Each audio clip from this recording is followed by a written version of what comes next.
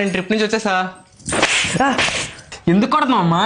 అబ్బా ఏం ఎరగలేనా టేడిది. గాయస్ ఇంట్లో ట్రిప్ లో టెంపుల్స్కి వెళ్తానని డబ్బులు తీసుకొని ఇలా కొండల్లో జలపాతాల్లో తిరుగుతున్నా డబ్బులతో.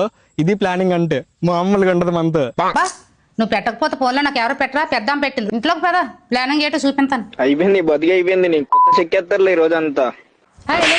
తెల్లారిపోయింది. ఏటమ్మా తెల్లారకు ముందు లేపెత్తున్నా? సన్ రైజ్ కోసం బాబు చూడు ఒకసారి.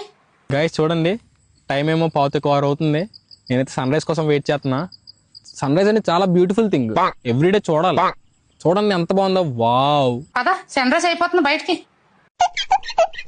అరే ఈ మూట పట్టుకెళ్ళి మేడ మీద అడిచిరా. నేనే మోటార్ మోసల్లో కనిపిస్తున్నా.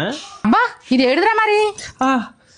జనరల్ ట్రెక్కింగ్ అంటే ఈజీ అనుకుంటారు, బట్ ఈ బ్యాగ్ నియర్లీ 30 kgs ఉంటుంది. అయినా కూడా నేను ఈజీగా ట్రెక్ చేస్తానంటే మన ఇంట్లో చేసే పనుల వల్లే. ఫోన్ వాడుతున్నా బెటర్ ఎలాగది అమ్మా తమరు చెప్పిందే చూడండి ఒకసారి. గాయస్ చూడండి ఎంత ప్రశాంతంగా ఉందో. నా ఫోన్ సిగ్నల్ నిల్. అసలు ఇలా ఫోన్ లేని లైఫే చాలా ప్రశాంతంగా ఉంటది. ఇక్కడ నుంచి మామూలుగా ఉండదు మనతో.